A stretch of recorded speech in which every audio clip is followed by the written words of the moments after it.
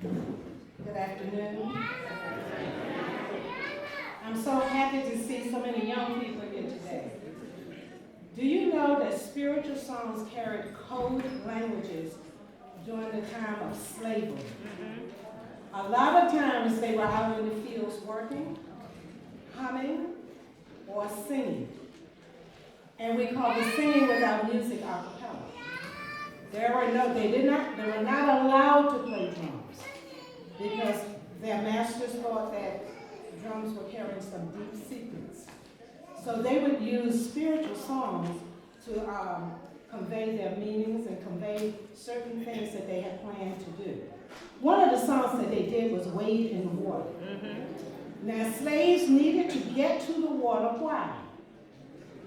Why did they want them to get to the water? To keep the dogs from what? From their scent, from smelling their scent. And the water would lead them to different what? Places. It connected towns and small cities.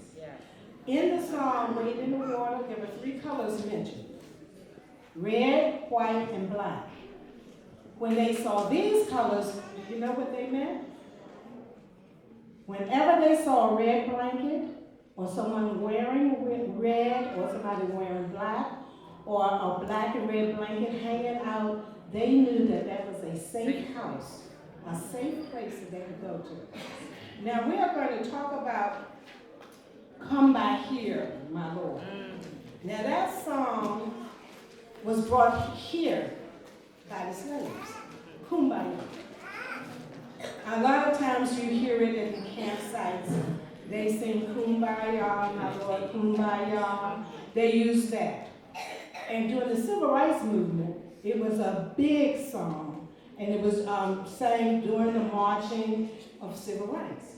So we're going to do a little, little song together of Come By Here, My Lord. And if you know it, please, please, please join in singing it. And Kumbaya is the same thing as Come By Here, My Lord. Somebody's praying, somebody needs you. You can kind of put any kind of verse you want in. And that's what the slaves did. They would use their imaginations to just put words to songs. But if you weren't listening, you may miss that what? Coded message. Okay? Come by here, my Lord. Come by here. Come by here, my Lord. Come by here. Come by here. Come by here, my Lord. Come by here. Oh, Lord. Oh, Lord. Come by here. Somebody needs you.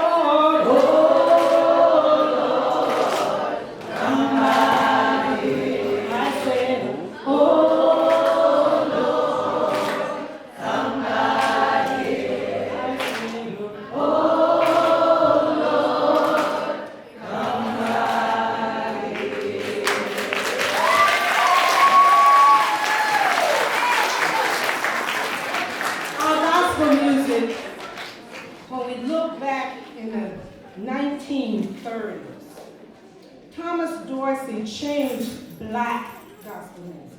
We got a lot of gospel music, but we're going to talk about black gospel music today. He wrote over 1,000 songs, and the most famous one that he wrote is Precious Lord, Take My Hand. That was Martin Luther King Jr.'s favorite song. And that is a song that Thomas Dorsey wrote. And Thomas Dorsey is known today as the father of gospel music.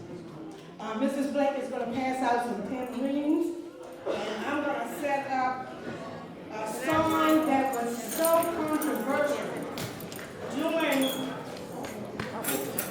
1968. So if you want a little pen ring or something, we can always use our hands. Okay?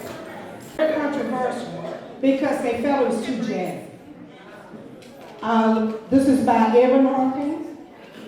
And Edwin Hawkins wrote this song, changed it around a little bit, and people didn't like it because people were dancing with it. I mean, they were dancing to it in the clubs. And I'm not talking about praise dancing. They were dancing to the song. And the church leaders had a fit about this song.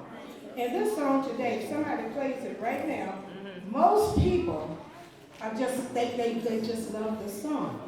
It was the #1 hit on the gospel chart in 1969 in the USA. It was #1 in France, Germany, and the Netherlands. It was #2 on the Canadian charts. Wow. And it became an international hit.